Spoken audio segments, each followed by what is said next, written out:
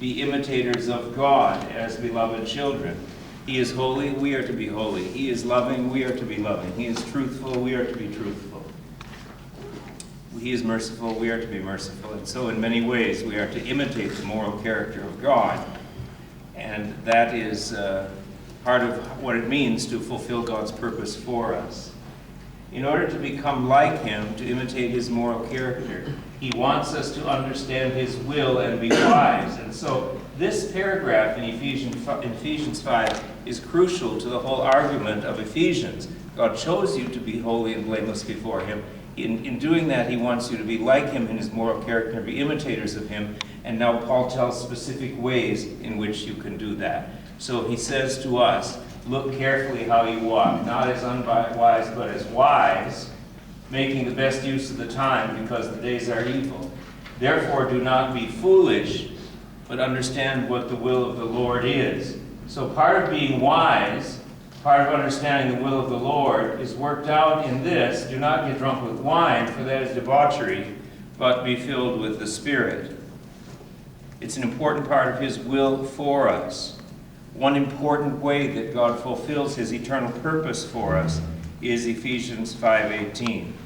And so, in the context of eternity, obedience to this verse, obedience to this command, is a crucial aspect of God's eternal purpose for us when he chose us in Christ before the foundation of the world. It has eternal consequences, and it is something God is pleased with.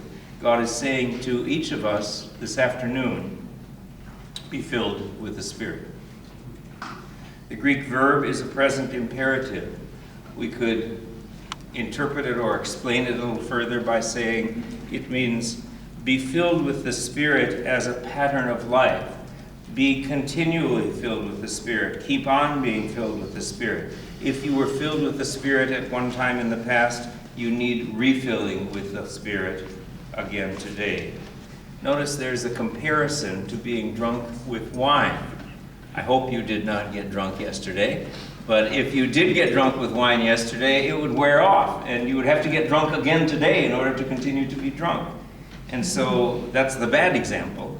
But the good example is if you were filled with the Holy Spirit yesterday, you need to be filled again today. Continually be filled with the Holy Spirit, or being filled with the Holy Spirit. Being filled with the Holy Spirit. If you become filled with the Holy Spirit today, you will need refilling again tomorrow. So in that sense, this is a verse for every day of our lives. And it's so easy to forget. At least I find it is. And it's so hard to practice continually. And therefore, this is not an easy verse to talk about, because it's not something I can say that I obey, continually be filled with the Holy Spirit. My goodness, no, I cannot say that about myself. I wish I could, but I don't think I can, if I'm honest. But it's God's Word, so I think we should go forward and try to understand it. What does it mean? Perhaps many of you can remember special times in the past, times when God seemed so near, times when you, as far as you know, you were filled with the Holy Spirit.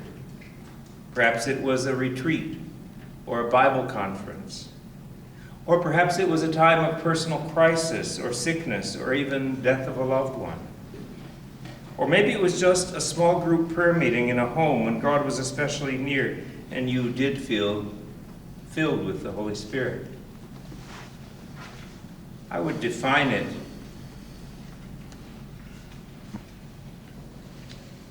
in this way. To be filled with the Holy Spirit, and I think this is on your handout, is to be filled with the immediate presence of God himself. And therefore it will result in feeling what God feels, desiring what God desires, doing what God wants, speaking by God's power, praying and ministering in God's strength, and knowing with the knowledge that God himself gives. That's a kind of general definition. If that was true of you at one time or another in the past, I think you would say, there was such joy. My heart was filled with praise to God. I had such joy in the Lord. It was like joy unspeakable that Peter talks about. And when I prayed at that time, you would say, it seemed like the Holy Spirit was guiding my prayers, and I would ask things according to the will of God and the guidance of the Holy Spirit, and God would answer those prayers.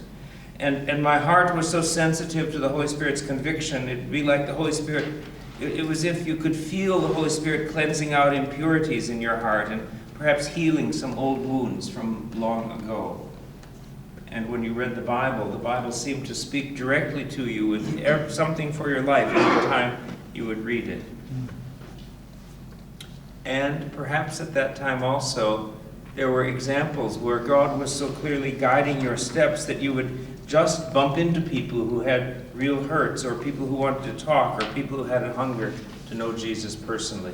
Many of you remember such a time in the past in your Christian life, and so do I, several times. But what happened?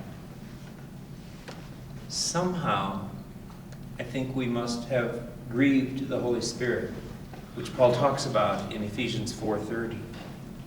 Somehow, we got up one morning and fell back into our old habits and old patterns of life. Somehow, what happened was Romans 8:5. Those who live according to the flesh set their minds on the things of the flesh. And the things of the flesh, I think, are just the ordinary ways of life in this world. It's thinking and functioning the way everybody else in the world functions. It's not necessarily doing anything morally wrong. It's just forgetting about the Holy Spirit and forgetting about God and His work.